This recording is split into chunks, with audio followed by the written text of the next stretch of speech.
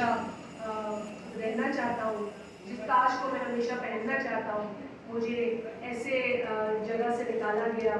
اور آپ نے یہ بھی دیکھا کہ زرداری صاحب نے ان کی طرز حکمرانی کی بات کی، کیونکہ انہوں نے 8 برس کا ذکر کیا. تو کے پی میں جو ان کی حکومت تھی وہ تقریباً اگر آپ وفاق کی اور صوبے کی ملا لیں تو 8 برس عمران نے حکومت کی ہے.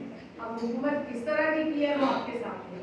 اس شخص نے پاکستان کے اندر جو ہمارا سوشو پولیٹیکل فیبرک ہے، جو ہماری معاشرے کا جو ایک نقشہ ہے، اس کو خراب کرنے کی پوری کوشش کی ہے. طوفان بدتمیزی، انتشار کی سیاست، بھائی کو بھائی سے لڑانا، باپ کو بیٹے کے سامنے کھڑا کر دینا، گالم گلوچ کرنا، کسی کی نہ بہن چھوڑنا، نہ ماں چھوڑنا، نہ بزرگ چھوڑنا، کسی کی پگڑی پہ ہاتھ تو کسی کی داڑھی پہ ہاتھ تو کسی کے دوپٹے پہ ہاتھ تو کسی کی چادر پہ ہاتھ. اس طرح کی سیاست جو ہے وہ عمران نیازی نے اس کو فروغ دیا ہے پاکستان کے اندر. وہ کہ پہلے بھی سیاسی جماعت تھی جو اس طرح کے کلچر کو جس نے متعارف کرایا، لیکن انہوں نے بھی جو ہے وہ کان پکڑے اس کے بعد. لیکن جس طرح عمران نیازی نے پاکستان میں اداروں کو ٹارگٹ کیا، پھر اس کے بعد سیاسی لوگوں کو ٹارگٹ کیا. لیکن اختلاف آپ رکھ سکتے، آپ کا حق ہے، آپ کا ایک جمہوری حق ہے.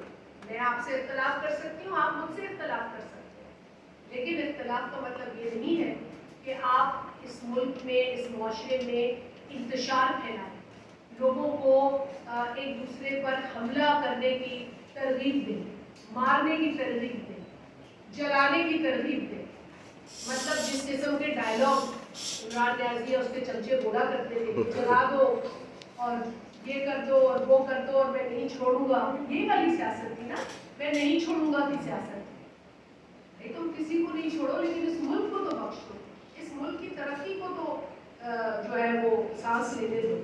لیکن اس طرح کی پالیٹکس اور اس کا انجام آپ نے دیکھا کہ May 9 جو تھا وہ آپ کے سامنے ہے. جب آپ ایک لمٹ طے نہیں کر پاتے، جب آپ ایک لکیر نہیں کھینچ سکتے، تو پھر آپ بہت ساری جو لکیریں ہیں اس سے باہر چلے جاتے ہیں، بہت ساری حدود سے باہر چلے جاتے ہیں. تو 9 مئی کو بہت ساری حدیں پار ہوئی، ایسی ایسی حدیں پار ہوئی جس سے ہمارے دل کو تکلیف ہوئی، جس سے ان شہداء کے لواحقین کو تکلیف ہوئی جنہوں نے ملک کے لیے جان دی، جنہوں نے ملک کے بچوں کی حفاظت کرتے ہوئے جان دی.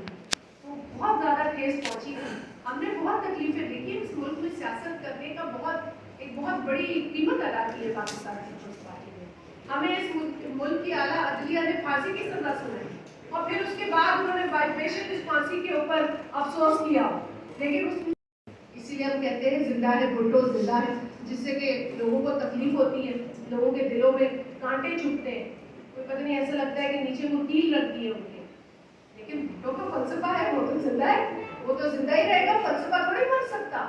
You can kill a man, not an idea. شہید بی بی کہتی تھی You can imprison a man, but not an idea. So Bhutto is an idea that is alive. Is a philosophy that is alive in our hearts and our souls.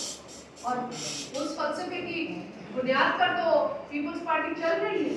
اور آج بھی Pakistan Peoples party کا ہر manifesto جو election سے پہلے دیا جاتا ہے، اس کی جو روح ہے، اس کی جو اسپرٹ ہے، وہ شہید ذوالفقار علی بھٹو کی دی ہوئی آئیڈیالوجی ہے، جس پر شہید محترمہ چلی، جس پر زرداری صاحب چلے اور جس پر آج اس پر بھی بات ہوئی. ٹھیک ہے، مخالفت تو لوگ کرتے ہیں. ہم تو ہر مخالفت میں، جس طرح زرداری صاحب نے کہا، ہم تو بسم اللہ کہتے ہیں. ہندی میں ہم کہتے ہیں نا بسم اللہ، ویلکم، آئیے تشریف لائیے. دیکھیے کمپٹیشن تو اچھا لگتا ہے نا، وہ تو ڈکٹیٹرشپ ہوتی ہے جہاں سب کو چپ کرا دیا جاتا ہے. تو اب سب کو چپ نہیں کرانا، آپ بات کریں، جو آپ کا حق ہے آپ کریں. آپ اپنی سیاست کریں، ہم اپنی سیاست کریں. آپ اپنی